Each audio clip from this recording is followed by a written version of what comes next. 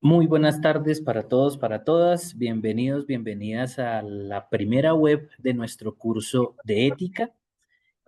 Muchísimas gracias por aceptar la invitación a estar con nosotros en este momentico de trabajo académico.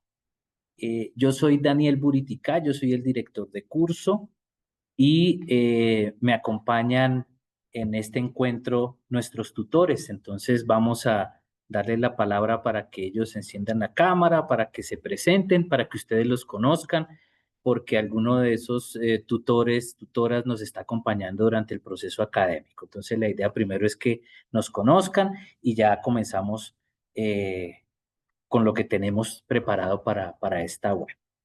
Entonces, bueno, vamos a mirar aquí en el orden que tengo, profe Adriana. Listo, creo que ahí me veo. Buenas tardes para todos y todas. Bienvenidos y bienvenidas a la primera web del curso de ética. Mi nombre es Adriana Parada Ramírez. Yo soy antropóloga y tengo una maestría en educación. Y tengo a cargo, así como lo dice el profe Daniel, algunos grupos y estoy aquí muy dispuesta siempre para acompañarlos y guiarlos en este proceso de aprendizaje. Perfecto, profe, muchísimas gracias. Profe Xiomara, Buenas tardes, ¿me ven? no te vemos, pero te escuchamos. Ahora sí te vemos. Buenas tardes, bueno, es un placer saludarlos. Mi nombre es Xiomara Quiñones Quintero, me encuentro en el CEAP de Valledupar. Eh, Bienvenidos a todos a este espacio de aprendizaje y conocimiento y cualquier cosita me pueden contactar por ti. Sé que tenemos varios estudiantes aquí que nos acompañan. Listo, profe, muchísimas gracias. Okay. Profe Freddy Darío. Gracias, profe Daniel. Muy buenas tardes con todas y todos. Bienvenidos a este espacio. Un gusto poderlos acompañar en este curso.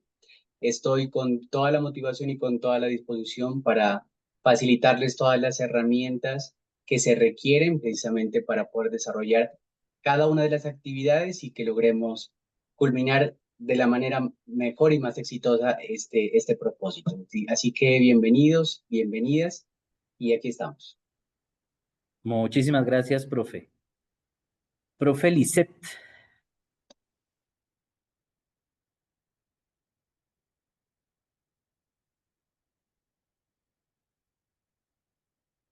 Profe Lisette, yo te vi por aquí.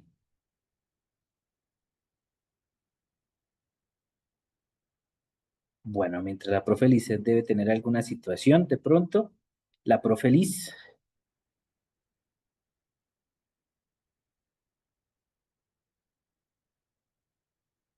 Hola, buenas tardes, ¿cómo están? Un saludo cordial para todos. Sí, sí me veo, es que tengo Sí, como sí te problemas ves. con la cámara. No, no te preocupes, te ves y te escuchas muy bien. Bueno, mi profe, buenas tardes, buenas tardes para todos. Para mí es un honor poder acompañarlos la tarde de hoy. Pues nada, mi nombre es Liz Johanna Ortiz, dirijo algunos de los cursos de ética. He tenido la dicha de trabajar con casi todas las éticas de la universidad. Entonces, por ahí estuve viendo, tengo la oportunidad de tener estudiantes que tuve en ética y ciudadanía. Y, uy, es genial poder encontrarlos de nuevo. De mi parte, pues aquí estoy para ayudarles, para colaborarles. Cualquier cosa, cualquier inquietud, pues me encuentran en el Teams, liz.ortiz, y nada, pues para servirles. Listo, profe, muchísimas gracias. Profe Yesenia. Bueno, buenas tardes para todos y para todas. Mi nombre es Yesenia Córdoba Rentería, hago parte de la zona occidente y sí, también al igual que mis compañeros, estoy aquí para poder ayudarlos, orientarlos en cualquier duda, situación que se les presente en el curso.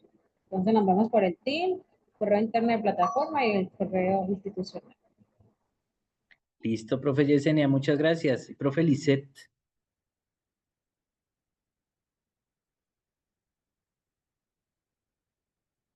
Bueno, habrá alguna situación con la profe Lisette, no importa. Ya cuando llegue el momento, ella nos acompañará con su salud. Y bueno, quien les habla Daniel Buritica, yo soy filósofo, soy especialista en bioética, magíster en neuropsicología y educación, y junto con la red espectacular que ustedes acaban de ver, donde tenemos psicólogas, psicólogo, tenemos licenciada, tenemos antropóloga, pues es una red intermultitransdisciplinar que nos puede ayudar obviamente en el ejercicio de lo que vamos a hacer en ética. Entonces, de nuevo, desde la red que ustedes ven, todos excelentes profesionales y con el deseo de acompañarles en su proceso académico, pues estamos al lado de ustedes en lo que requieran para este periodo académico.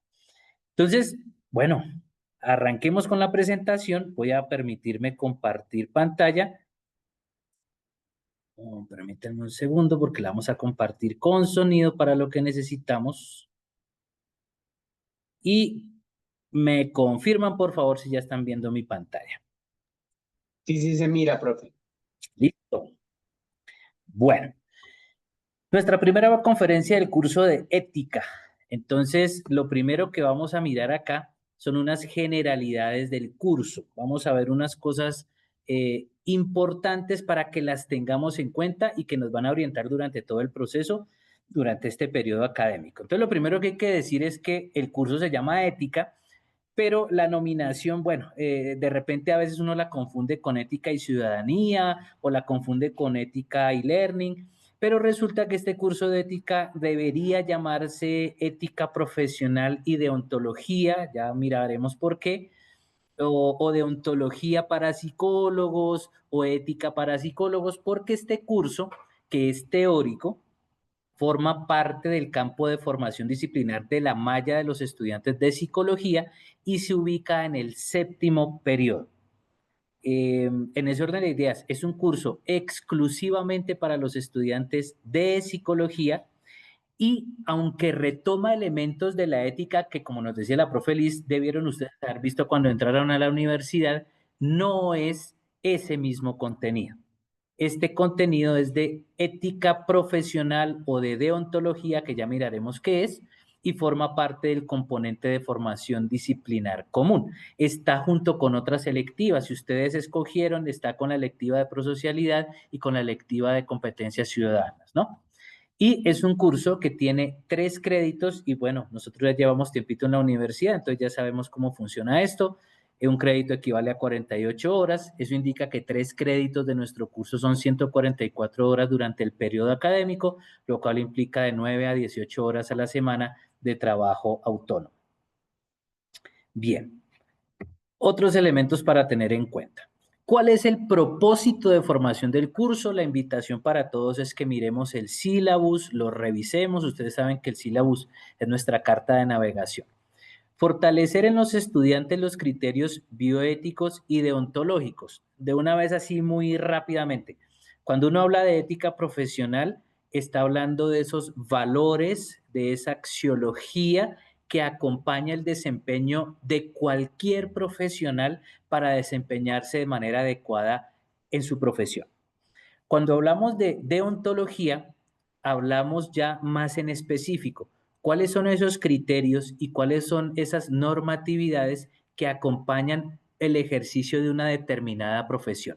En el caso nuestro, vamos a hablar de, ya les digo por qué criterios bioéticos, y hablamos de deontología porque en Colombia hay una normatividad para el ejercicio profesional de la psicología. A eso nos referimos con criterios deontológicos. Para la toma de decisiones éticas en el campo de la psicología mediante el estudio de casos éticos con base en fundamentos académicos y normativos que orientan la acción. Los 2 ejes nucleares de nuestro curso son los criterios bioéticos y los criterios deontológicos. ¿Para qué? Cuando usted está en el ejercicio de su profesión como psicólogo o psicóloga, va a tener que tomar decisiones en algunos casos concretos y específicos, decisiones que implican dilemas éticos, y en el curso lo que nosotros pretendemos es brindarle las orientaciones desde los valores, desde la ética y desde la normatividad para que la acción que se tome, la decisión que se tome, sea la mejor. Nuestra estrategia de aprendizaje es el estudio de caso, y aquí tenemos nuestros 3 resultados de aprendizaje, y son los tres núcleos que maneja nuestro curso. El primero, que es el que vamos a trabajar hoy, fundamentos de bioética. Y ahorita les digo por qué bioética y no solo ética. El resultado de aprendizaje 2, ética profesional y psicología. Y el resultado de aprendizaje 3, la toma de decisiones éticas en el campo de la psicología. Entonces, en la primera es valores éticos, en la segunda hay normatividad y en la tercera, cómo aplicamos esos dos primeros cuando vamos a tomar una decisión. Aquí, aunque especifiqué cuáles son las tareas que vamos a tener a lo largo del curso, me quiero detener es en las fases, ¿no? Porque estas tareas las vamos a ir dialogando a medida que vayamos haciendo nuestras web. Tenemos 4 fases en el curso. La primera, que fue de presaberes, que hicimos una prueba objetiva cerrada, donde buscamos en esa POC que ustedes hicieron recordar algunos conceptos de ética y cómo se relaciona con la psicología, con el ejercicio de la psicología. La segunda es la fundamentación ética, que vamos a trabajar el día de hoy. La tercera, la fundamentación normativa, fundamentalmente con base en la Ley 1090 de 2006. Y la cuarta, que es tomar lo anterior y aplicarlo en el desarrollo de una matriz para toma de decisiones. Esas son las 4 fases de nuestro curso. Elementos para tener en cuenta. 3 elementos fundamentales. Aquí préstenme por favor toda la atención del mundo, porque estos 3 elementos que voy a nombrar dirigen también el ejercicio evaluativo en nuestro curso. Primer elemento, el procedimiento de evaluación. Son cosas que ustedes ya conocen. Ustedes miran su agenda de curso, tienen la fecha de entrega del producto que solicitamos nosotros. El docente cuenta con el tiempo de realimentación que está en la agenda del curso.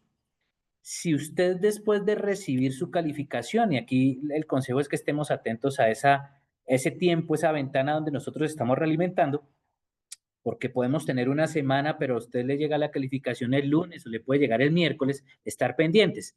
Apenas le llegue su calificación, usted la revisa y tiene 3 días calendario para decirle a su tutor que de repente no está de acuerdo por alguna situación. Yo espero que no se presente, entre otras cosas, porque nosotros tenemos clara la rúbrica de evaluación de lo que solicitamos.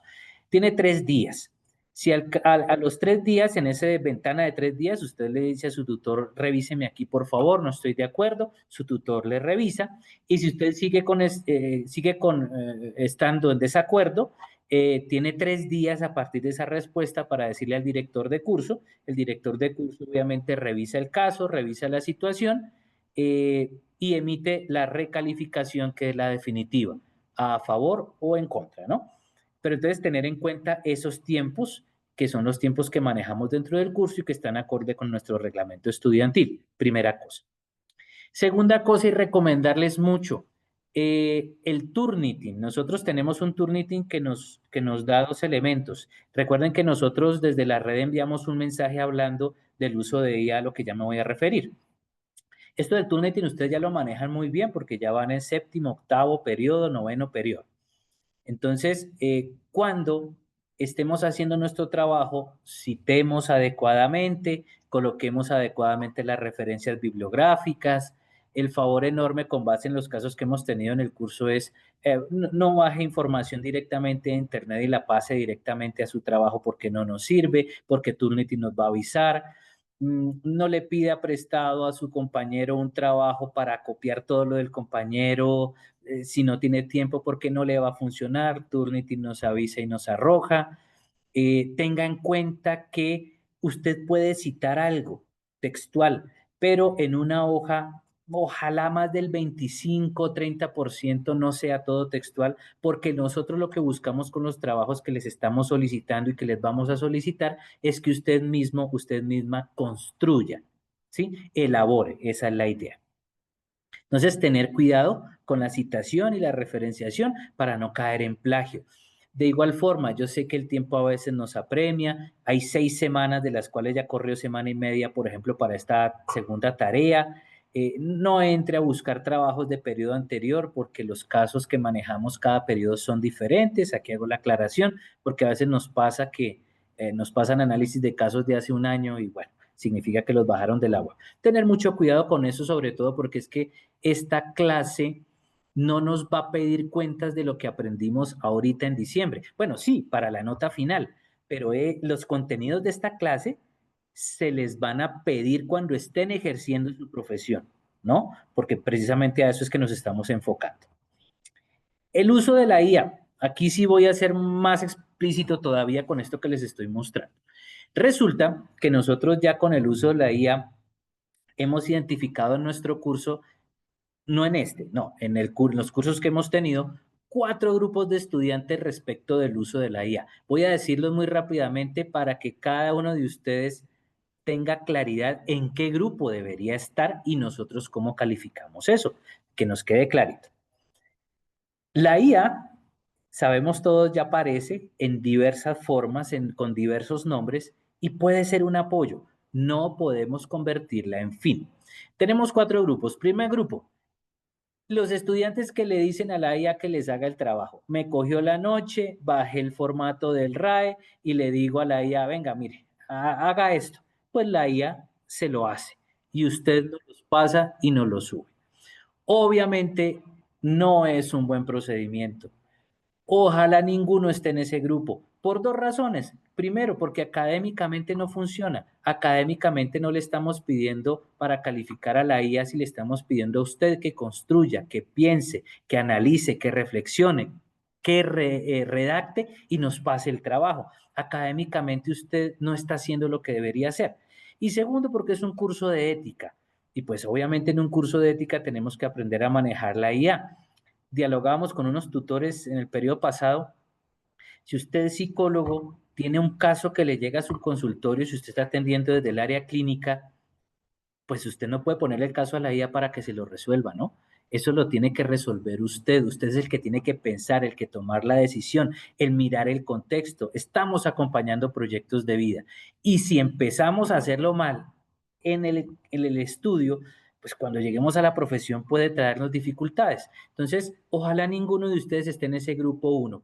No es solicitarle a la IA que nos realice el trabajo porque no nos funciona. Tenemos un segundo grupo.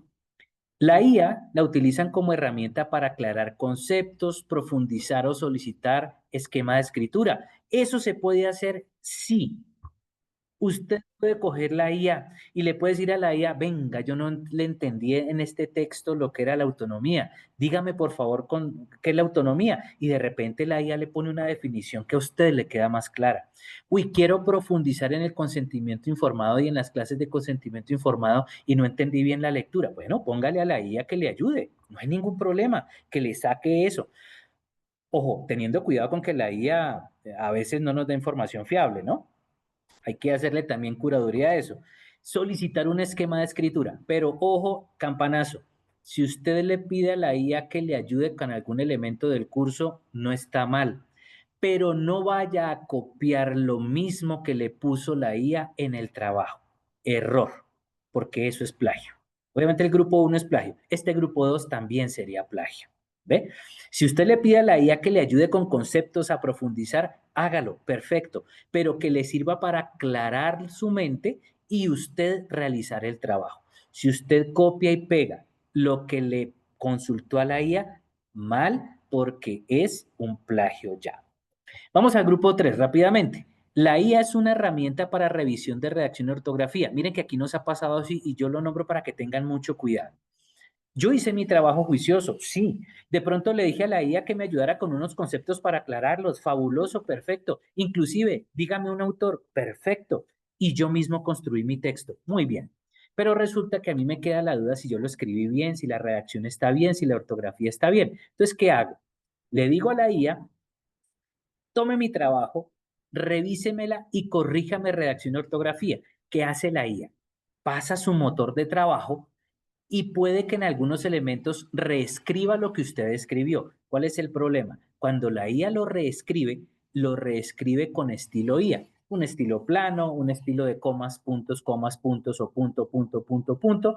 Y el texto que usted había creado originalmente y lo pasó por la IA, quedó como si lo hubiese escrito la IA porque quedó con estilo de IA. Recomendación, no hagan eso. Si necesitan redacción y ortografía, díganle a alguien que les pueda revisar la redacción, por ejemplo, o pueden utilizar en Word el revisor ortográfico e inclusive de redacción que tiene. Es mejor hacer eso, no lo hagan en la IA porque la IA les cambia el estilo de escritura y no estaría bien. Y el cuarto grupo que ustedes ven ahí que está en color diferente, la IA es una herramienta de apoyo y consulta. Es decir, la utilizo para consultar autores, consultar conceptos, mirar estructuras, mirar esquemas, ¿sí? y la elaboración ya es mía. Eso sí sirve. Esto lo hemos querido colocar aquí para que usted, por favor, en el ejercicio que vamos a hacer en el curso y en sus otros cursos, no se ubique ni en el grupo 1, ni en el grupo 2, ni en el grupo 3. Si va a utilizar IA, ubíquese en el grupo 4. Una herramienta de apoyo, un instrumento que les sirve de consulta, pero usted es el que realiza todo. Y con base en eso, la recomendación que enviamos hace un par de semanas a sus correos y a su mensajería interna en el campus. Nosotros los tutores, ustedes entregan su trabajo y el trabajo queda en Turnitin. A nosotros los tutores, cuando vamos a calificar, nos aparece el índice en rojo, este de acá, que es el índice de coincidencia con otros textos, y nos aparece un índice en azul, que es el de Turnitin. Si nosotros encontramos un uso de Turnitin en Turnitin de IA de 40% o superior, podemos llegar a concluir los tutores que es uso indebido de inteligencia artificial y entonces entraríamos en la dificultad de bajar la calificación para ese criterio de evaluación. Yo luego les voy a compartir esta imagen que nos mandan de la unidad de sociohumanística, donde nos dicen que no se trata de usar IA para copiar y pegar información, sino para ayudarnos en la reflexión, en el pensamiento crítico que nosotros mismos somos los que debemos generar. En ese orden de ideas, recomendarles mucho. Nosotros los tutores no calificamos la intención de usar IA o no porque no podemos. Calificamos es el producto. Y reitero, si en el producto Turnitin nos dice que supera el 40% de uso de IA, nos ponemos a mirar con detenimiento nosotros los tutores el trabajo y créanme que el estilo de IA se conoce más o menos fácilmente. Podemos identificar cuándo es IA.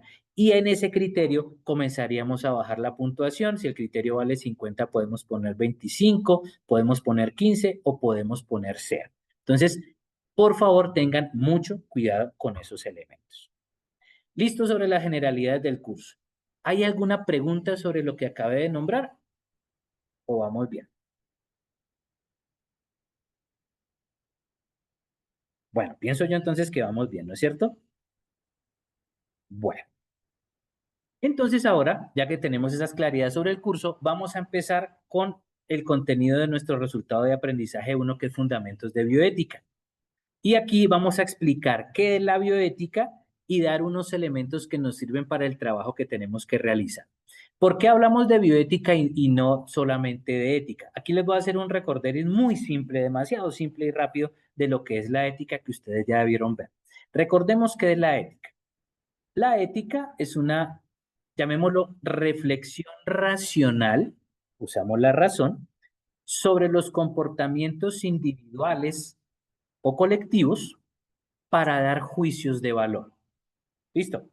Ética, reflexión racional sobre actuaciones, comportamientos individuales o comunitarios para dar juicios de valor. ¿Qué es dar un juicio de valor? Decir si algo está bien o si algo está mal. Listo, una definición muy sencilla de ética. ¿Por qué entonces cuando hablamos de psicología, hablamos es de bioética? Y hablamos de bioética por la siguiente razón. Porque en la ley 1090, que es el código deontológico de la profesión de la psicología en Colombia, dice en su primer artículo que la psicología se concibe dentro del área de ciencias de la salud. ¿Listo? La psicología se concibe dentro del área de ciencias de la salud. Y resulta que la ética, que es una reflexión racional y parte de la filosofía, tiene unas aplicaciones específicas. Y resulta que en el campo de la salud, la ética aplicada la denominamos bioética. Por eso cuando hablamos de la ética en psicología, nos remitimos a la bioética. ¿Listo? Ahora bien, ¿qué es la bioética? Les voy a explicar rápidamente qué es la bioética para que lo tengamos claro. Etimológicamente, bioética. Ya vimos una definición de ética que implica reflexión racional, que implica análisis de comportamientos, que implica decir si algo es bueno o malo. Y bio es un prefijo griego que significa vida. Entonces, cuando hablamos de bioética, estamos hablando de la ética de la vida. Ética de la vida en general, el ambiente, las plantas, los animales, la tierra y del ser humano en particular. ¿Listo? Entonces, bioética significa ética de la vida. ¿Es una ciencia o una disciplina deliberativa? Es decir, en cuanto ciencia nos diría qué debemos hacer. En cuanto disciplina deliberativa, revisaríamos diferentes posturas para que nos aconseje qué podríamos hacer. Ahí, en la literatura sobre bioética, los expertos hablan algunos de ciencia y otros de disciplina deliberativa. Para nosotros, vamos a tomar que la ética es una disciplina deliberativa. Es decir, analiza diversos elementos, que ahorita los vamos a ver, diversos elementos, y nos plantea a nosotros, de esos elementos que revisó, cuál sería la mejor opción para que al final sea la persona la que tome la decisión más adecuada. ¿Cuándo nace el término bioética? Normalmente, si ustedes miran muchos textos de bioética, nos dicen que aparece en 1970, pero en realidad la ética apareció como término en 1927. Fíjense en algo, estoy hablando de 1927, 1970, pero es una disciplina relativamente nueva. Tendrá 60 años solamente en lo que lleva la humanidad la bioética. ¿Cuándo nace? Nace el término con un alemán llamado Fritz Haar, que vemos ahí. El tipo, Fritz Haar, resulta que estaba escribiendo para una revista y la revista se llamaba Cosmos, allá en Alemania. Y Fritz Haar escribió un artículo, que se titulaba Ciencias de la vida y la moral. Ciencias de la vida y la moral. Fíjense, en 1927, había pasado ya menos de 100 años de la muerte de un filósofo alemán también llamado Manuel Kant, que todos debimos escuchar en algún momento para cuando estudiamos. Manuel Kant. Manuel Kant, dentro de sus enormes posturas filosóficas, tiene una, y es el imperativo categórico. Y dentro del imperativo como norma, ¿no? Y el imperativo categórico de Kant decía que un ser humano no debe ser nunca visto y utilizado como medio, sino como fin. Yo no puedo utilizar las otras personas para mi propio bienestar. El ser humano no es un medio, es un fin en sí mismo. Pues Fritz Haar, que también es alemán, retomó ese imperativo categórico kantiano y lo convirtió en lo que él llamó imperativo bioético. Y es la primera vez en la historia de la humanidad que se utiliza el término bioética. ¿A qué se estaba refiriendo Fritz Haar con esto? Que todo ser vivo es un fin en sí mismo. ¿Listo? Todo ser vivo es un fin en sí mismo. Eso se traduce luego en la modernidad y en nuestra vida contemporánea en otros elementos, ¿no? Como que todo ser que puede sentir tiene derechos. ¿Qué es lo que ha pasado? Bueno, no voy a entrar mucho en el tema, pero eso es pura bioética. Lo que hemos visto con el Congreso, que hay una sanción fuerte, por ejemplo, para alguien que maltrate un perro, o lo que salió hace poco de la prohibición de las corridas de toros, que ustedes vieron en noticias, eso es reciente. Todo eso es pensando que todo ser sintiente, todo ser que tiene sensaciones merece respeto. Fíjense que eso arrancó con Fritz Haar cuando propuso el imperativo bioético. Pero ¿por qué el término bioética ahí no cogió boom y no siguió? Porque imagínense que estamos en Alemania en 1927, ya está el ascenso de Hitler, etcétera, y viene la Segunda Guerra Mundial en 1939 al 45, y entonces se silencia académicamente lo que antes se había hablado, y lo que Fritz Haar propuso en el 27 se olvidó. Es en 1970 cuando Fan Potter, un oncólogo estadounidense, comienza a mirar que la tecnología en medicina comienza a avanzar mucho. Y entonces él se pregunta, si la medicina avanza tanto, ¿todo puede ser válido en relación con la salud? Y entonces escribe también un artículo en una revista utilizando el término bioética para referirse a la ética, a los principios y a los valores que deben acompañar las ciencias de la salud. Y es en 1970 cuando Potter retoma el término bioética y arranca la bioética como disciplina deliberativa. La bioética tiene de fondo varios elementos que voy a nombrar rápidamente. De fondo tiene el Código de Nuremberg, 1948. Yo no sé si ustedes tengan presente la historia que aprendimos por allá en bachillerato, donde nos decían que después de la Segunda Guerra Mundial, que acabó en el 45, por allá en el año 46-47 se hizo el juicio de Nuremberg, que fue coger estos líderes alemanes que estaban haciendo atrocidades y hacerles un juzgamiento. Dentro de ese juzgamiento apareció una cosa terrible, y es que los alemanes estaban haciendo experimentaciones con seres humanos.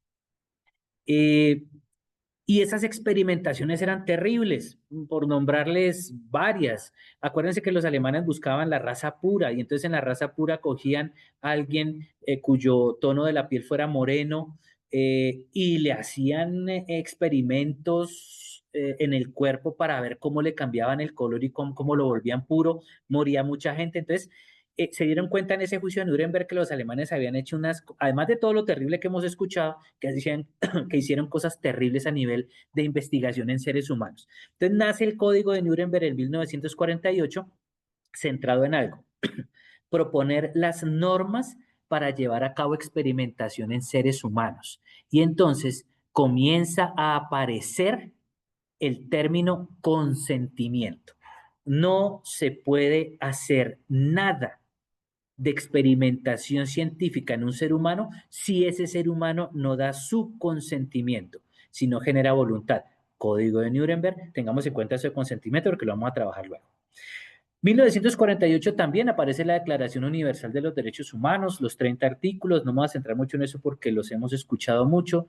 Hay mucha dificultad hoy en día con los seres humanos porque no son vinculantes, es decir, el que quiere cumplirlos los cumple, el que no, pero todos decimos que está mal no cumplirlos y los estados a veces no lo regulan. Bueno, no nos vamos a meter en eso, pero la Declaración Universal de los Derechos Humanos también se considera un hito para cambiar la mentalidad. Viene luego la Declaración de Ginebra en 1948. La Declaración de Ginebra pretendió ser una actualización o una versión moderna del juramento hipocrático. Recuerden el juramento de Hipócrates para los médicos, pero quisieron en la Declaración de Ginebra actualizarlo para toda la rama de la salud, y obviamente si hablamos de psicología, está metida ahí la psicología. 1964, la Declaración de Helsinki. En la Declaración de Helsinki lo que buscaron, fíjense que en la de Nuremberg hablamos de consentimiento. En la de Helsinki el término que salió fue bienestar. Un ser humano que participa en investigación, en ese ser humano debe primar el bienestar. Y llegamos a 1978, el informe Belmont. Importante el informe Belmont porque de ahí salen los principios que vamos a trabajar. Para ver el informe Belmont, les voy a invitar a que le suban el volumen a su computador, a su equipo, a su celular, porque vamos a ver un video cortico donde nos van a explicar y nos van a contar mejor una situación terrible que pasó en Estados Unidos. Esto que vamos a ver es real, de donde surge el informe Belmont, y ya les explico por qué sale. Entonces, muy atentos, suban el volumen y escuchemos con atención. Con Full Tigo tienes todo en un solo plan desde 109,900 pesos. Plan postpago. Experimento Tuskegee o el empleo de humanos como cobayas. Se trata de un estudio clínico realizado por el Servicio de Salud de los Estados Unidos de América sobre la progresión natural de la sífilis. Y para saber los resultados, lo que se les ocurrió fue usar a 600 aparceros afroamericanos de clase humilde que fueron inoculados con esta enfermedad sin dar su consentimiento y sin ser informados de nada. Por tanto, lo que ocurrió fue muy sencillo de imaginar, que durante 40 años se les analizó y observó como si fuesen cobayas. Los hechos ocurrieron entre 1932 y 1972. Todo aconteció en la localidad sureña de Tuskegee, en el estado de Alabama. Precisamente esta pequeña ciudad es famosa por ser la cuna de dos personajes ilustres: la activista por el movimiento de los derechos civiles Rosa Parks y el cantante Lionel Richie. Pues bien, en esa pequeña ciudad de provincias, el Servicio Público de Salud de los Estados Unidos inoculó a 600 campesinos la sífilis, para así estudiar cuál sería su progresión en los seres humanos si no era tratada en los 40 años siguientes. Todo ello, evidentemente, sin ser informados a los pacientes sobre el motivo ni las consecuencias que podría acarrear este experimento en su salud. A los participantes en el estudio tan solo se les dijo que recibirían tratamiento médico gratuito, transporte gratuito a la clínica, comidas y un seguro de sepelio en caso de fallecimiento, pero jamás se les comunicó qué era lo que realmente les inoculaban. ¿Y por qué se hizo? Pues hay que tener en cuenta que a principios de los años 30 del siglo pasado, la sífilis se había convertido en una epidemia en las zonas rurales del sur de los Estados Unidos. Y para combatirla, las autoridades crearon un programa especial de tratamiento en el hospital de Tuskegee, el único hospital para negros que existía entonces en esa zona. Sin embargo, cuando los recursos económicos se agotaron, se suprimió el tratamiento y el programa pasó a ser simplemente un estudio de la fatal evolución de la enfermedad. Hay que reseñar que después de la Segunda Guerra Mundial, la penicilina se había convertido en el principal tratamiento para la sífilis, pero a los, entre comillas, vacunados de Tuskegee se les ocultó esta información y se les advirtió que evitaran el tratamiento con este antibiótico. El objetivo era ver la evolución natural de esta enfermedad. De los 600 varones negros, 399 estaban infectados con sífilis antes de comenzar el estudio, y 201 estaban sanos. Entre los principales implicados estaban el Dr. Taliaferro Clark, ideólogo del experimento, el Dr. Eugene Dibble, jefe del hospital del Instituto Tuskegee, el Dr. Oliver Wenger, director de la Clínica de Enfermedades Venéreas del Servicio Público de Salud de Hot Springs, así como varios más. Pero quien jugó un papel fundamental fue la enfermera Eunice Rivers. Ella y el Dr. Dibble, al ser ambos de ascendencia afroamericana, se ganaron la confianza de los aparceros.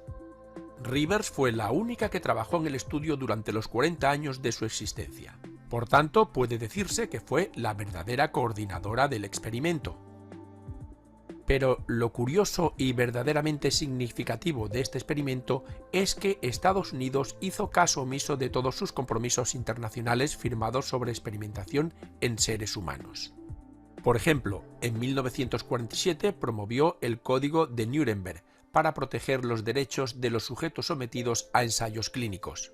Y posteriormente, en 1964, selló la Declaración de Helsinki de la Organización Mundial de la Salud, donde se decía claramente que los experimentos con seres humanos necesitan el consentimiento informado de los participantes.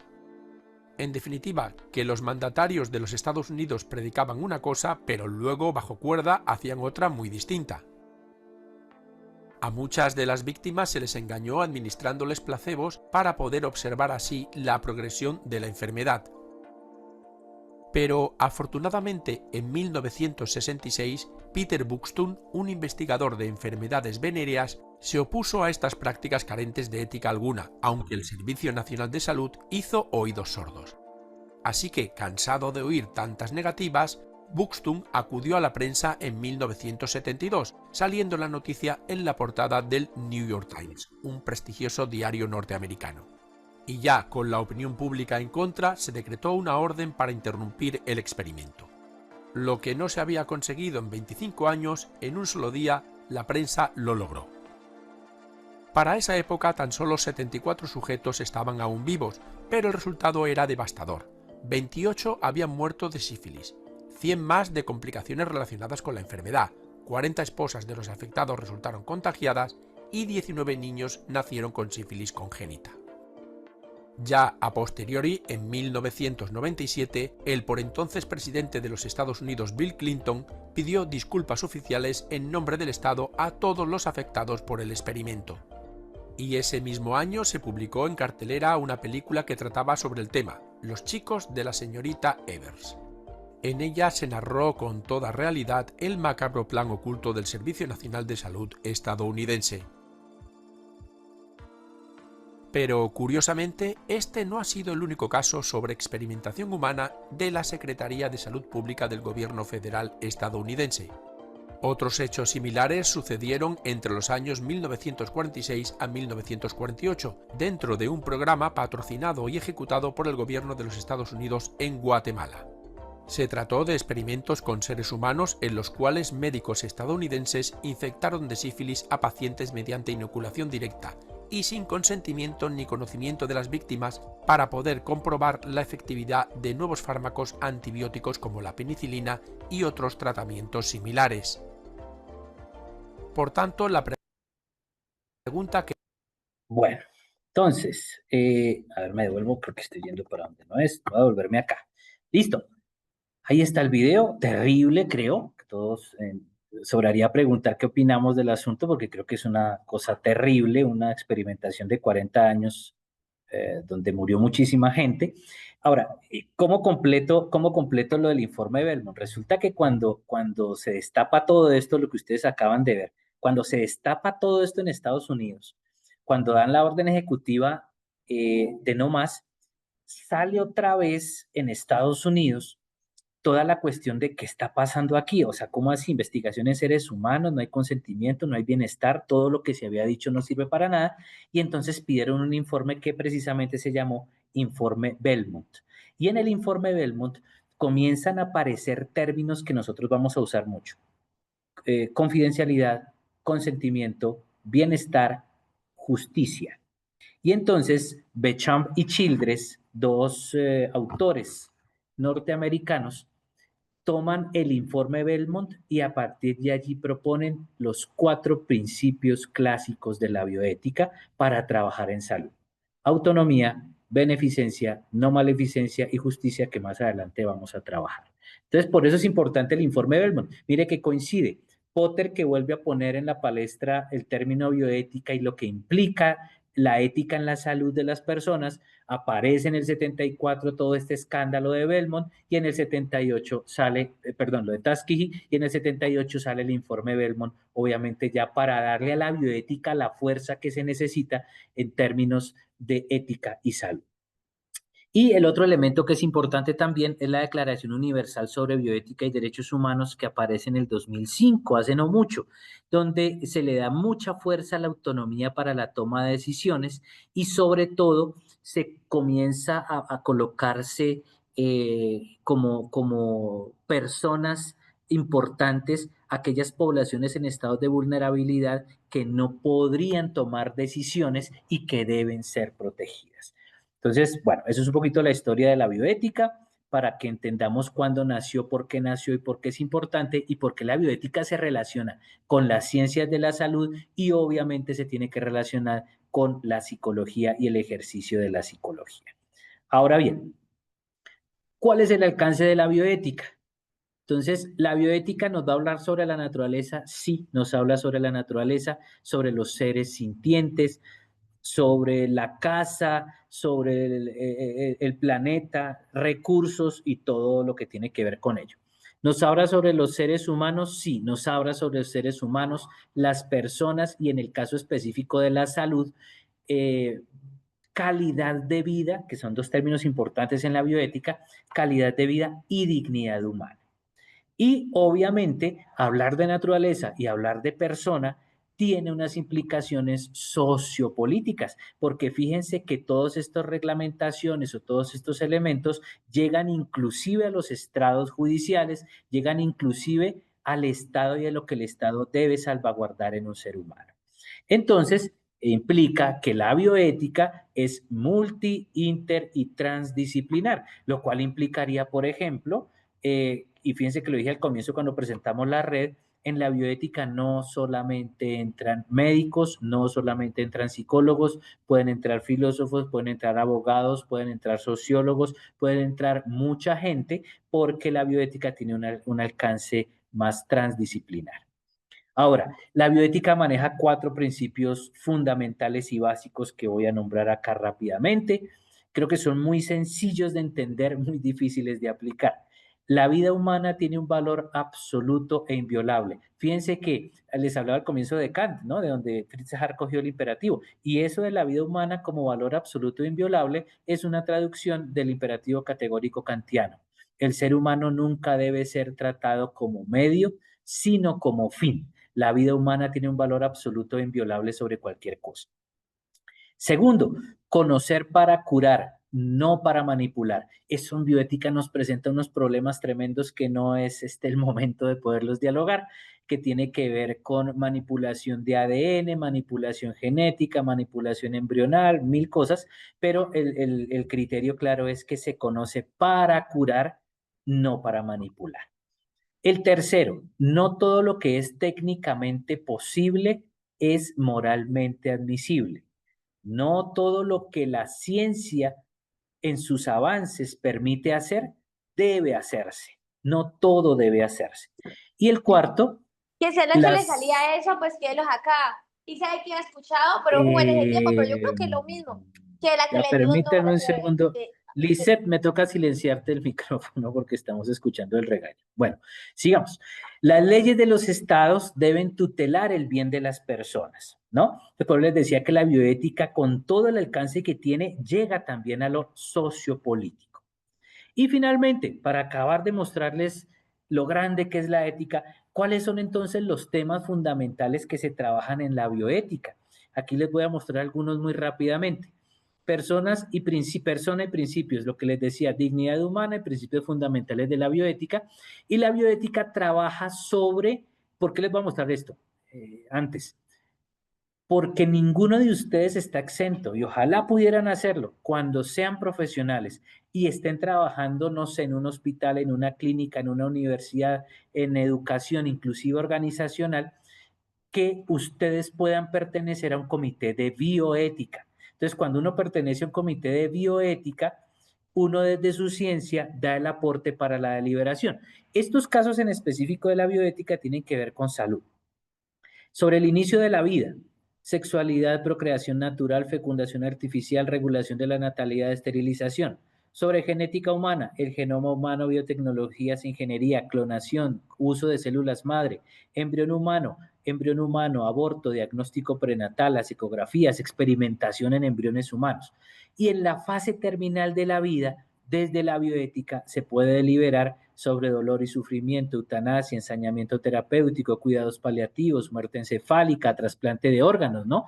Cuando hay una persona que, por ejemplo, está en el hospital y es enfermedad terminal, la pregunta del siglo, ¿desconectamos o no desconectamos? Y eso hay un jurgo de posiciones frente a eso. Sí, desconéctelo, mire que está sufriendo. No, no lo desconecte, lo va a matar. Frente a todos estos casos se pueden armar comités de bioética donde se escucha la posición de un abogado, de un economista, de un sociólogo, de un filósofo, de un médico, de un psicólogo, para mirar cuál puede ser la decisión más factible para darle a la persona. Es un tema de responsabilidad con proyectos de vida. Eso es, en términos generales, la bioética. Ahora, aterrizamos en lo siguiente, para finalizar esta parte de la fundamentación.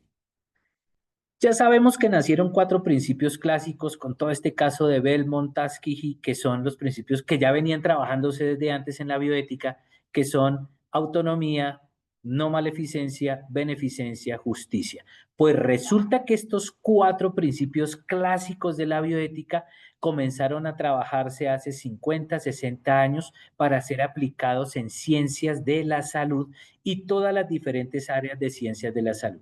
A nosotros aquí, en este momento, nos interesa saber qué son esos 4 principios y aplicarlos específicamente en psicología. Es lo que vamos a hacer en este preciso momento. Atentos porque sirve para su futuro profesional, para su ejercicio profesional, pero también va a servir en el término inmediato para el trabajo que vamos a hacer y que tenemos que entregar en 4 semanas, porque vamos a hacer análisis de un caso desde estos 4 principios. Entonces vamos a los principios. Ahí tienen los 4 principios: autonomía, no maleficencia, beneficencia, justicia. Están circulares porque entre ellos mismos obviamente entran en diálogo. Y vamos a empezar con el primero. El primero es la autonomía. Estos videitos son videitos de 1 minuto. Les voy a pedir el favor que lo escuchen con mucha atención y ya luego sobre el video voy a sacar unos elementos que nos van a servir para 2 cosas en cada principio. ¿Qué es el principio para la bioética y cómo lo aplicamos en psicología? Vamos con autonomía.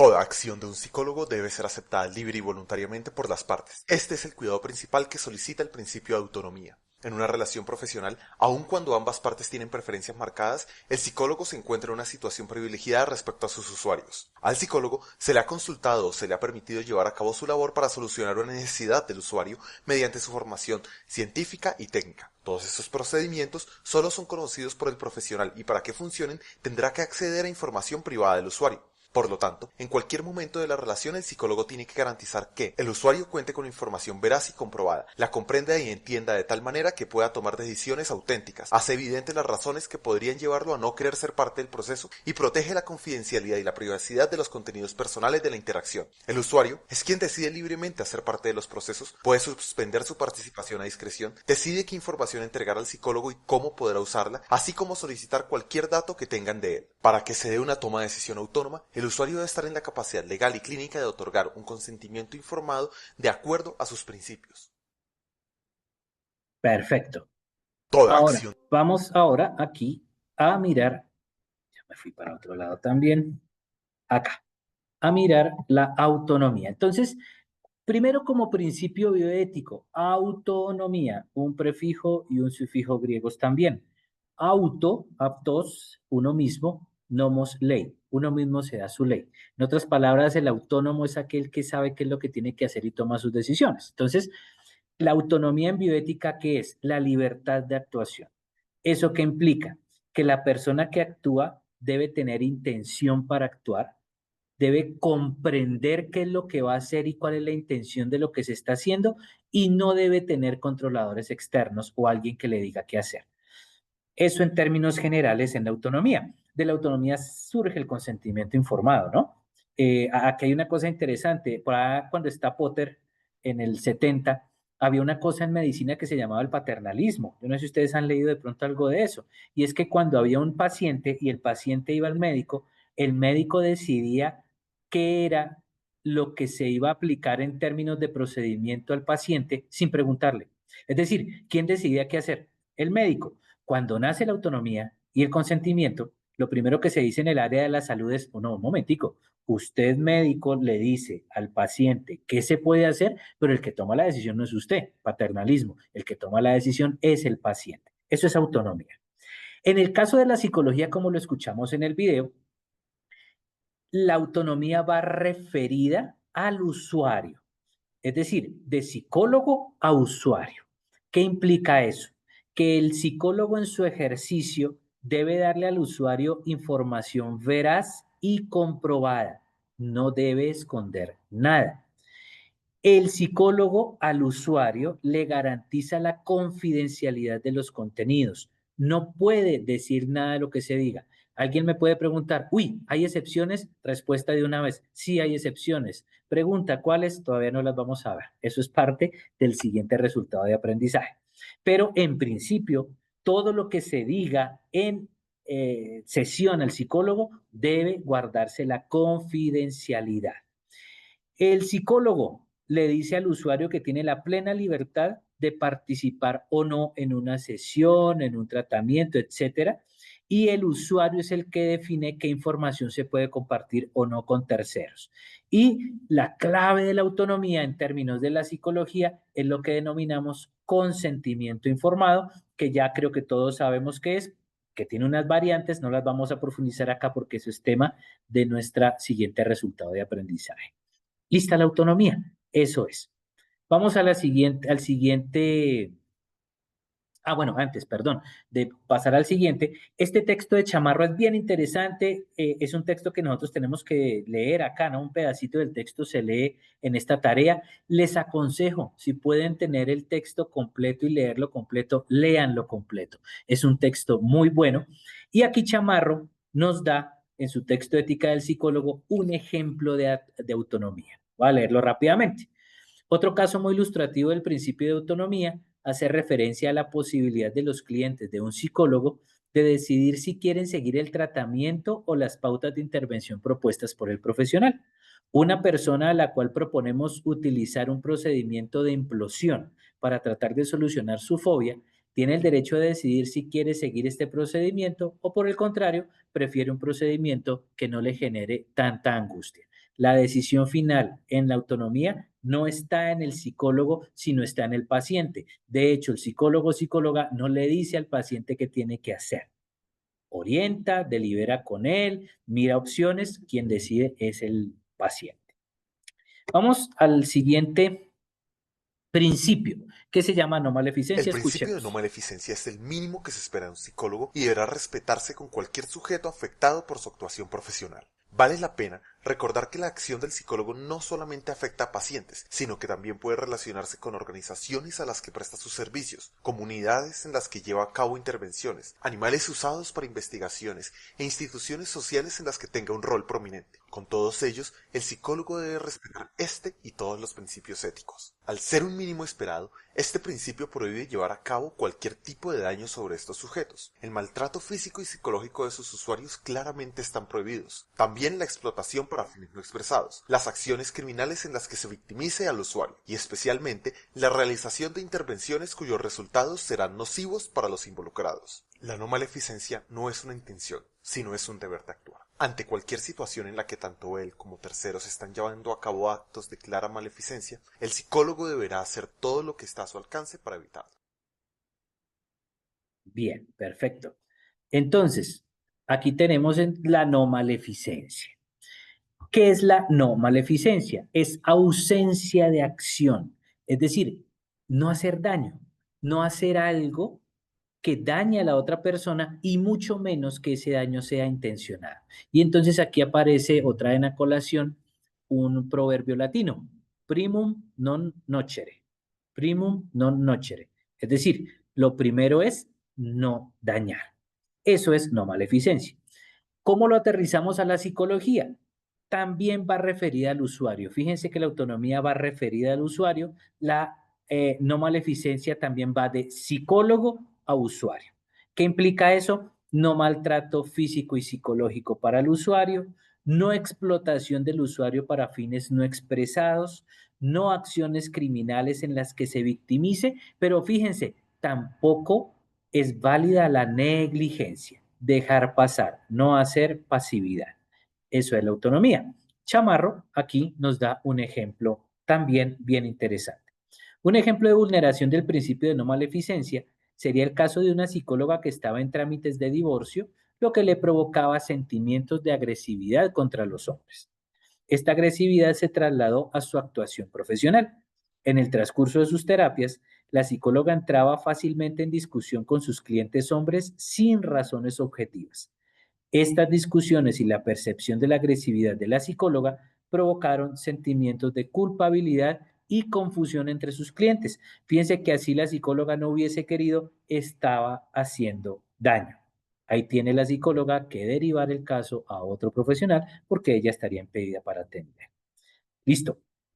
Principio de la no maleficencia. Vamos al siguiente principio que es la beneficencia. Escuchemos.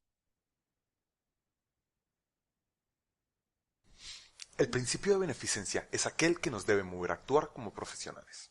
Los psicólogos se esfuerzan por beneficiar a aquellos con quienes trabajan. Esta es una de las razones por las que se escoge formarse en la carrera y el motor central que todo profesional deberá tener para actuar. Llevar a cabo acciones profesionales siempre se dará con un usuario y los efectos terminarán por modificar a largo plazo la salud, relaciones sociales, decisiones laborales, estatus jurídico, perspectivas de formación, autoimagen y, en general, todo lo que es y puede hacer como agente. Por lo tanto, él debe procurar lo mejor para quienes lo consulten. Si bien no hay una fórmula para garantizar el bien, respetar los principios éticos, mantenerse actualizado técnicamente, dialogar para reconocer activamente la autonomía e informar sobre los efectos de sus acciones son algunas de las maneras en que se puede propender directamente por el bienestar.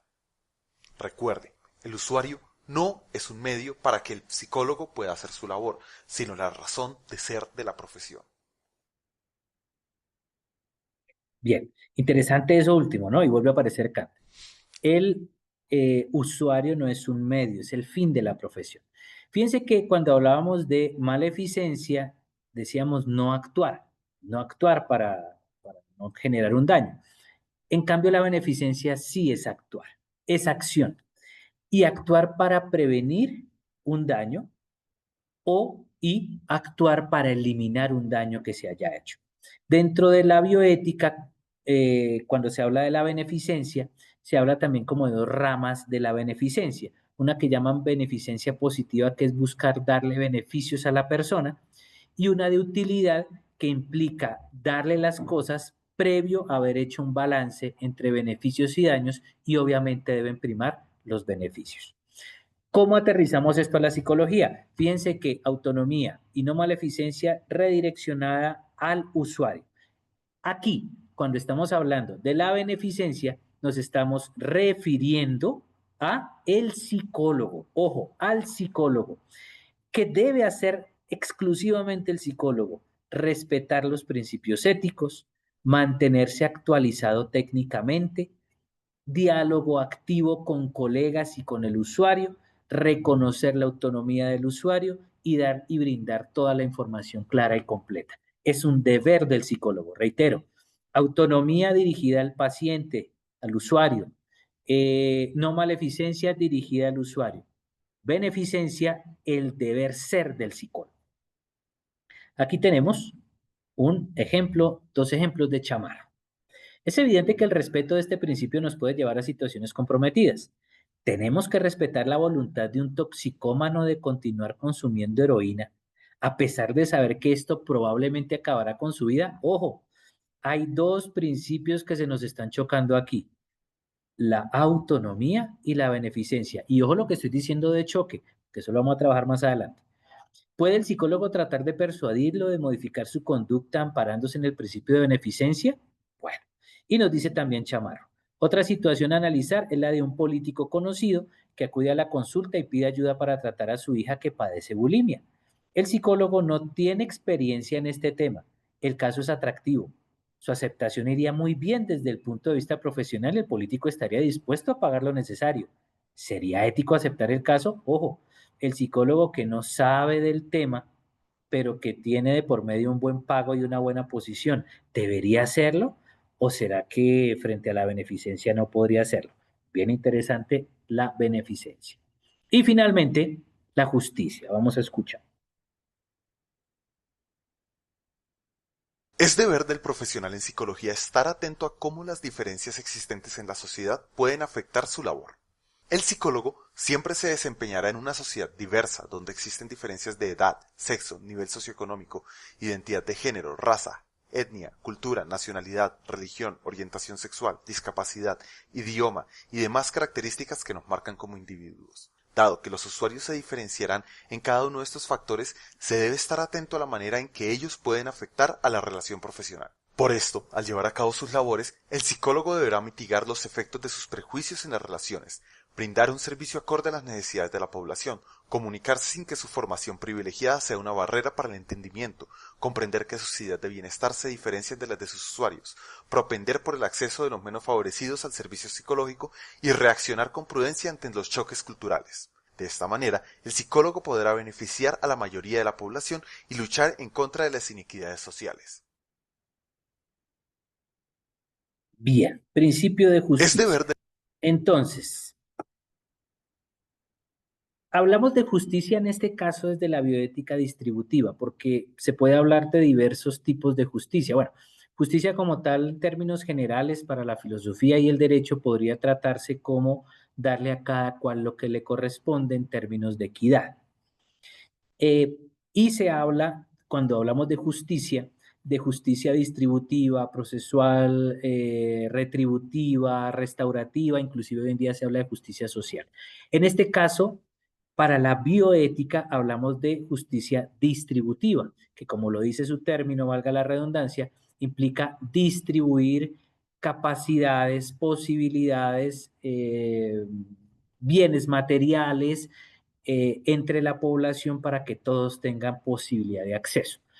Por eso luego decimos que es la distributiva, que implicaría equidad en acceso a la salud, tratamientos, costos. Bueno, eso es para pensarlo. Miren todas las noticias que tenemos hoy en día con todas estas cosas de la salud, del sistema de salud colombiano, donde pues justicia distributiva no se ve mucho. Para la psicología también va redireccionada la justicia hacia el psicólogo y repito, autonomía hacia el paciente, no maleficencia hacia el paciente. beneficencia, deber ser del psicólogo, y justicia, labor del psicólogo. ¿Qué implica entonces para el psicólogo? No prejuicios, responder a las necesidades de los pacientes, de los usuarios, facilitar el acceso a los servicios psicológicos y prudencia ante los choques culturales. De repente, el psicólogo tiene una percepción sobre algún elemento cultural, religioso, social, llega un usuario que tiene una percepción diferente, no pueden haber choques ahí, porque no sería justo. ¿Qué nos dice Chamarro? Con respecto a este principio, hay que considerar que las personas tienen derecho a desarrollar sus necesidades básicas, salud, educación, trabajo, aunque pueden optar por desarrollar otras o bien sacrificar alguna para obtener un máximo nivel en otra. Hay personas o colectivos que optan por vivir alejados de pueblos y ciudades, sin asistencia médica o sin escuela para poder disfrutar de su libertad.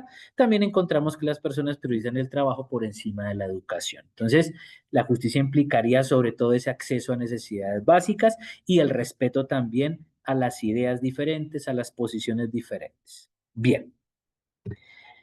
Con eso terminamos nuestro ejercicio académico frente a los dos elementos que necesitamos tener clarísimos en nuestro curso de ética, y es: ¿qué es bioética? ¿Cómo funciona la bioética en tanto que es ética para la salud? Y como dijimos, psicología es parte de las ciencias de la salud. Y lo segundo, cómo los principios bioéticos de autonomía, no maleficencia, beneficencia y justicia se relacionan directamente con la psicología y cómo nosotros como psicólogos debemos actuar basados en estos 4 principios. Esos 2 conceptos macro, tenerlos suficientemente claros para el ejercicio profesional, tenerlos también claros para el ejercicio académico que estamos haciendo en el curso. Y sé que es muy teórico lo que vimos en esta primera web. En la segunda trataremos de trabajar más casos porque también la temática lo permite. En ese orden de ideas, antes de pasar al final de nuestra web, que es hablar un poquito de las tareas que tenemos que hacer, ¿hay alguna pregunta, algún comentario, alguna inquietud? Estoy mirando el chat.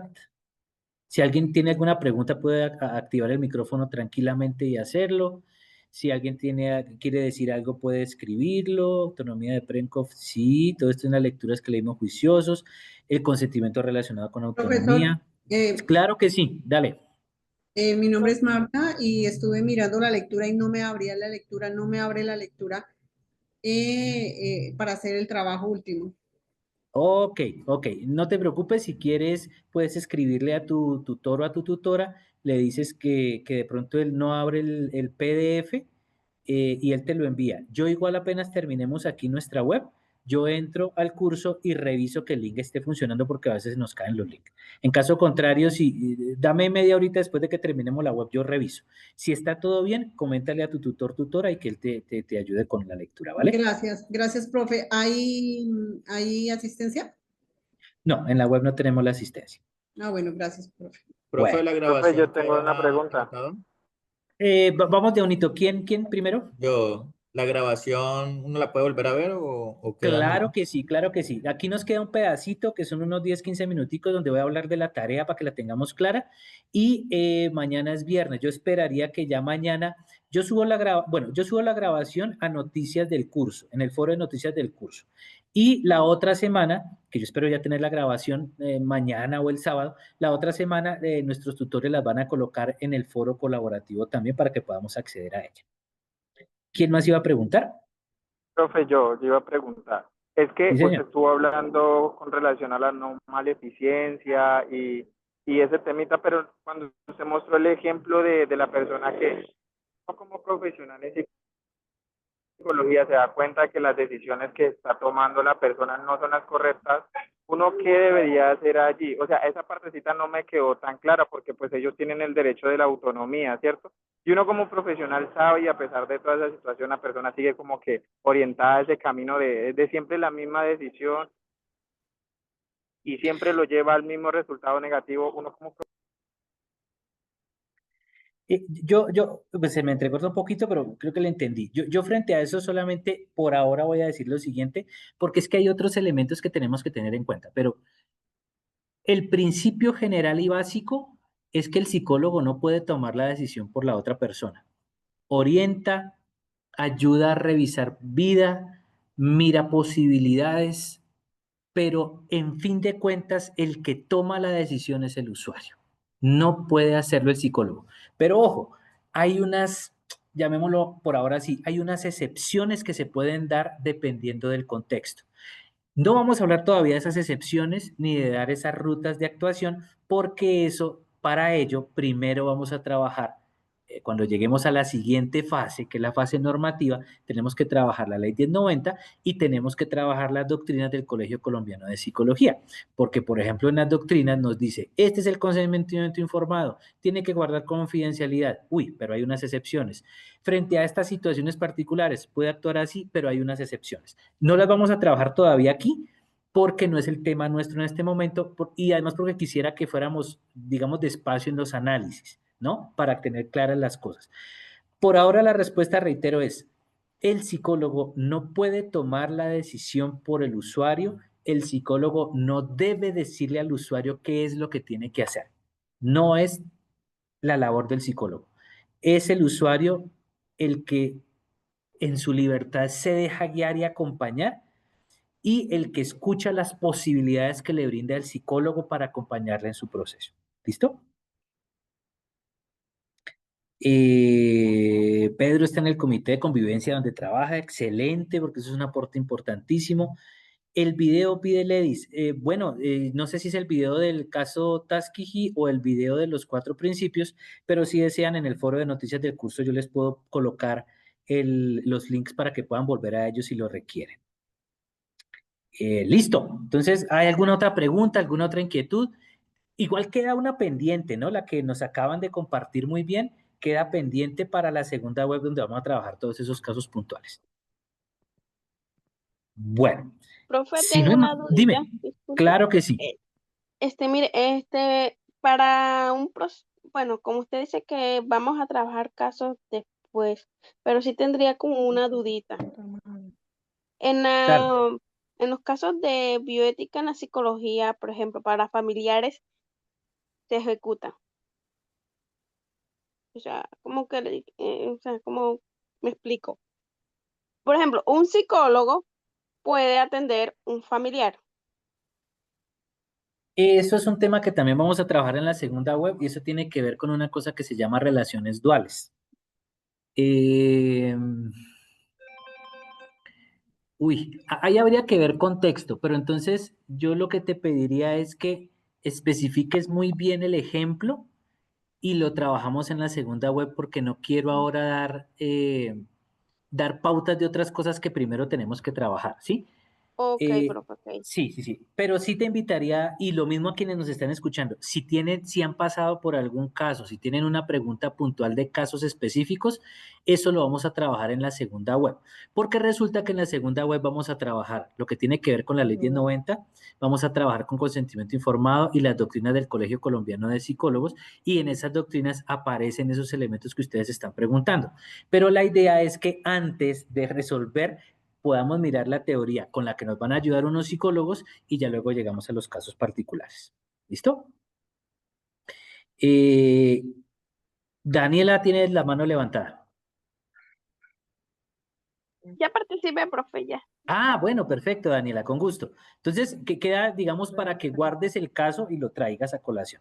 Paola. Hola, ¿me escuchan? Sí, señora. Bueno, tutor, con respecto a la compañera que estaba mencionando lo del caso, pues a mí me surge duda y yo sí tengo un caso. Yo sé que todavía estamos en un proceso de formación. Se está entrecortando ¿Me escucha? tu audio. ¿Me escucha, tutor? Dale otra vez porque se nos estaba entrecortando. A ver. Bueno, yo tengo un caso muy puntual yo sé que estamos en proceso, ¿sí? Que no somos psicólogos, pero por algo estamos estudiando psicología. En mi caso, yo amo la psicología, siempre la he amado. Creo que me sale por los poros, supongo. Yo tengo un caso, mi hermana se fue para Chile hace algo. A ella le dio muy duro el cambio. Yo estuve investigando y dígame de un, usted lo ha escuchado. No te escuché la última parte, se está entrecortando. Dime otra vez. Ay, tutor, ¿en serio? Sí, ¿Hasta dónde me escuchó? que se había ido para otro país. Bueno, mi hermana se fue para otro país y ella empezó a, pues, a enfermarse y yo estuve investigando el síndrome de Ulises. No sé si lo ha Ok, te escuché hasta algo del síndrome de Ulises. escuchado el síndrome de Ulises. Sí, sí, sí, sigue, sigue. Bueno, yo di Como, con como él, síndrome, es como el síndrome del inmigrante, ¿no? sí, sí, yo di y pues yo empecé a investigar y le empecé a dar como unas pautas a mi hermana. Aún así, pues yo hablé con mi tutora, que en ese entonces tenía, pues casi todos nuestros tutores de psicología son psicólogos. Yo hablé con mi tutora y mi tutora me pidió, estaba Ahí te fuiste otra vez.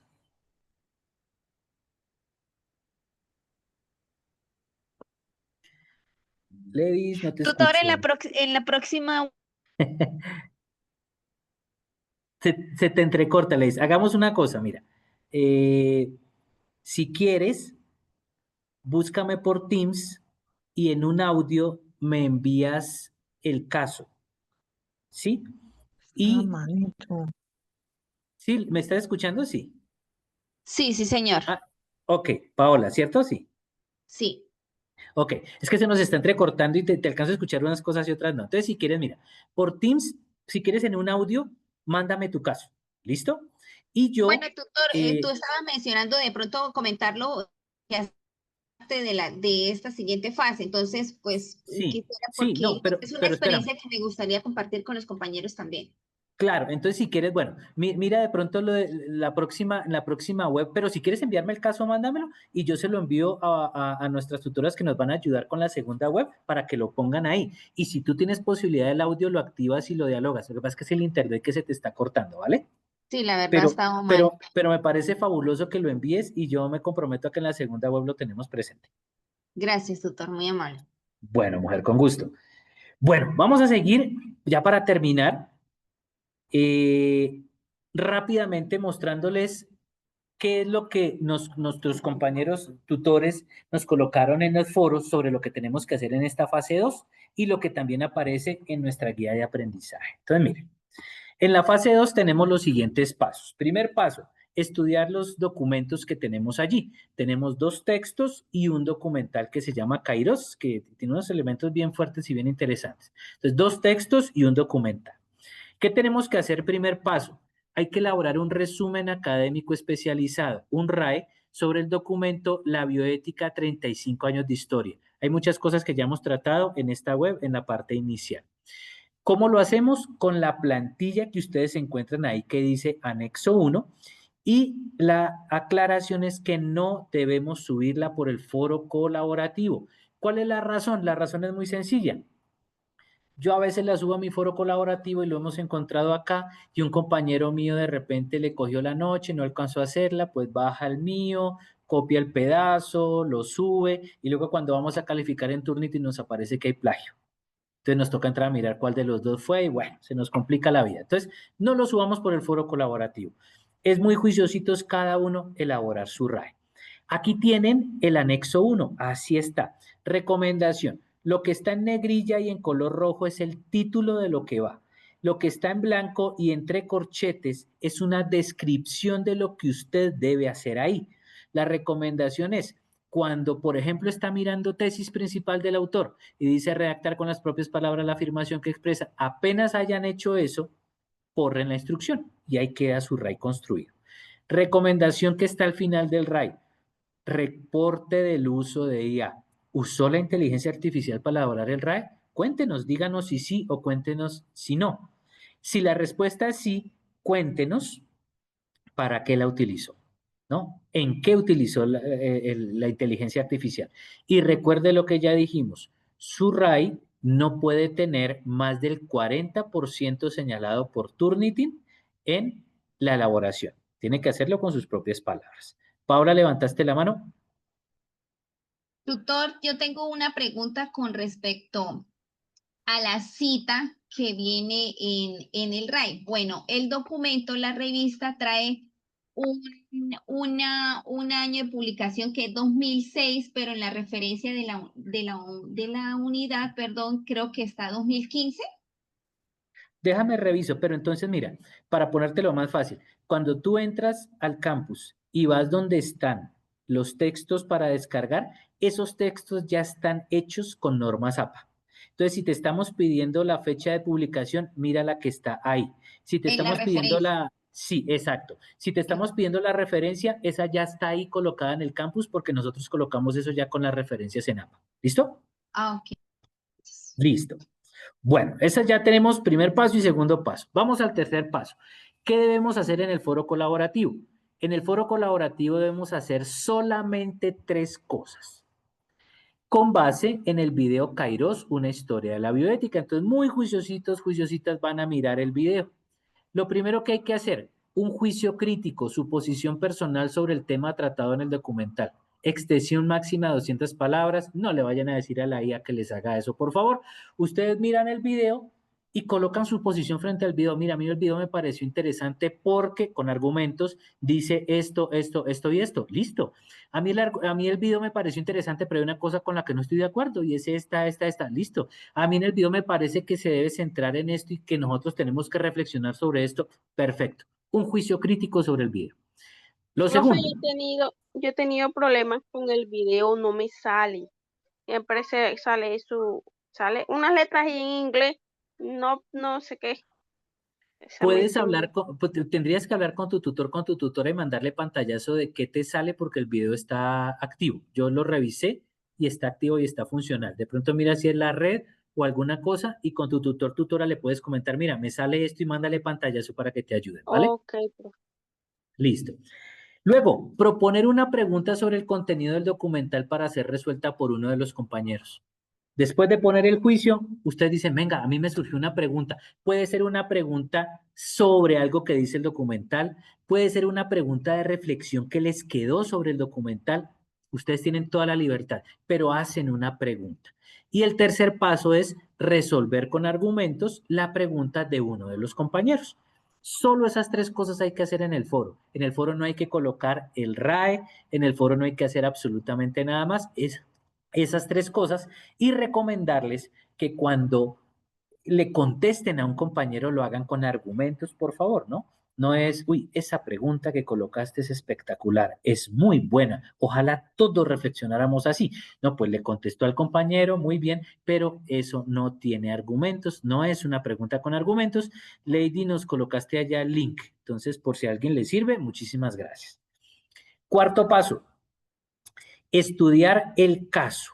Nosotros ya les compartimos el caso en el foro. Aquí yo se los coloco, no lo voy a leer, ustedes supongo que ya lo habrán leído.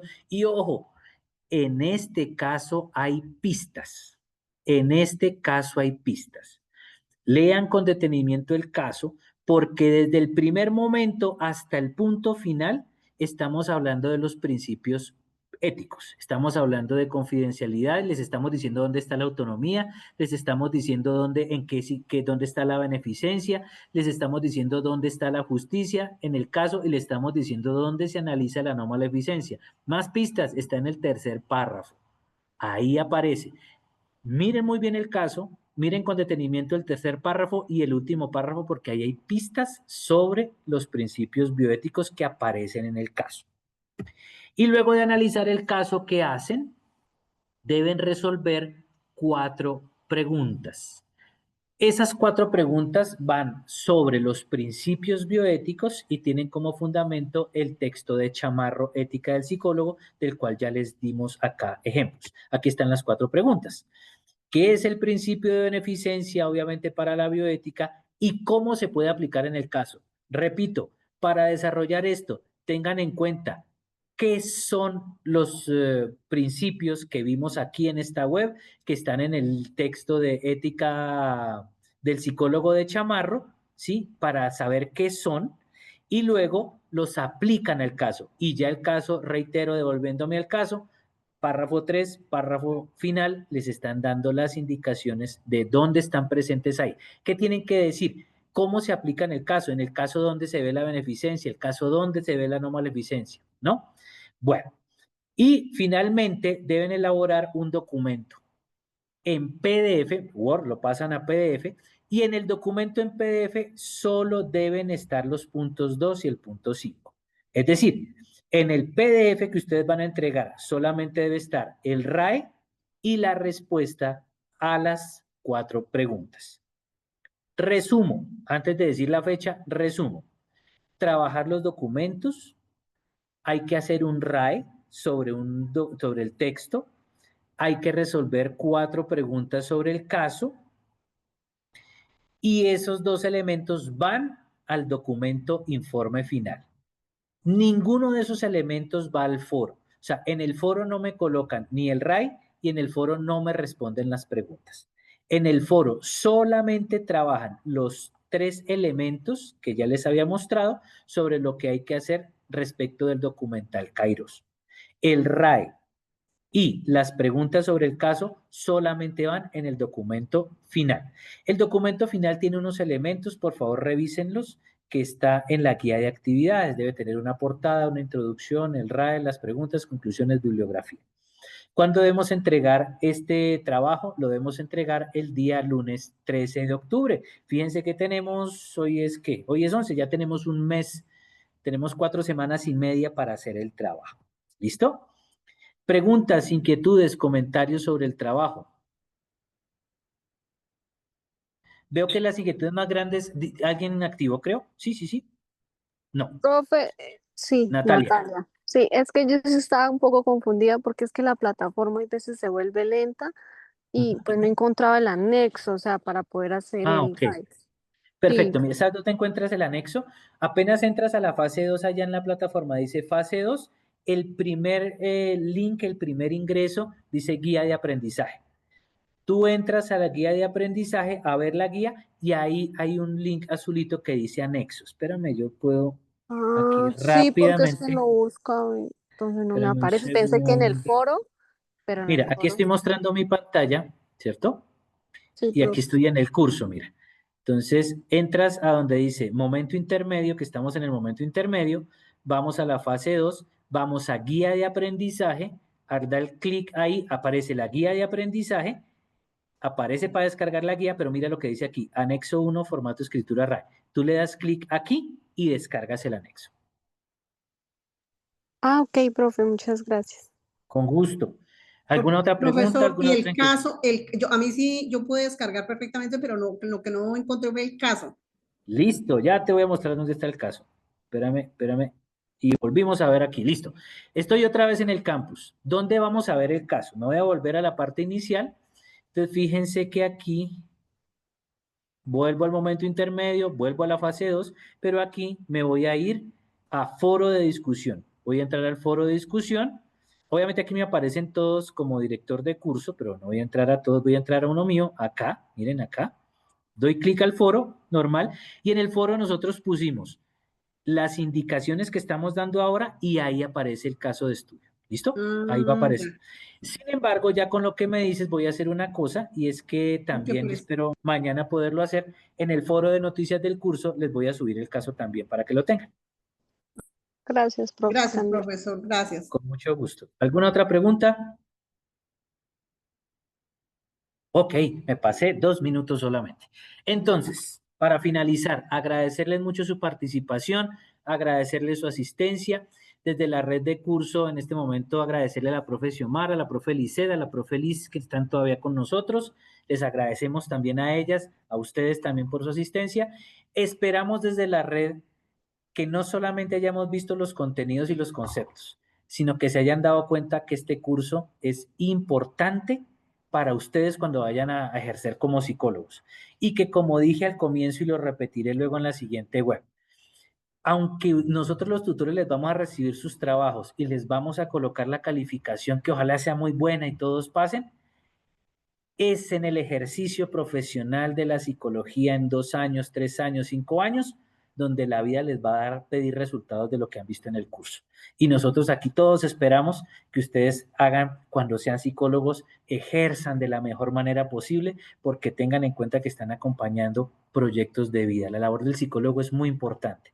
Se acompañan proyectos de vida, se acompaña la vida y hay que hacerlo desde la ética, fundamentalmente acompañándolo de la academia. Muchísimas gracias. Entonces, yo les comparto Profe, la la reunión queda grabación. grabada. Qué pena, profe, la reunión queda Sí, grabada. señora. Sí, señora. Nosotros que tenemos la grabación. Yo intento, si ya tengo la grabación entre mañana y el sábado, colocarla en noticias del curso. Y la próxima semana los tutores la vamos a compartir por el foro colaborativo para que puedan Profe, acceder a él. muchas Dime. gracias, Con mucho la gusto. verdad. Gracias, profe, muchas gracias. Eres muy amable. Bueno, con Muchas mucho gracias, gusto. tutor. Muchas gracias. Con mucho gusto y seguimos desde la red de curso todos atentos, atentas a lo que ustedes necesiten. Tengan una Profe, sería feliz bueno noche. tener más clases sobre los temas del curso. Bueno, estamos pensando en hacer un CIPAS, entonces nosotros les avisaremos oportunamente. Sí, por favor. Ok, Con mucho gusto. gracias. Bueno, feliz noche. Gracias, profe Chao, Liz, que estés gracias. bien.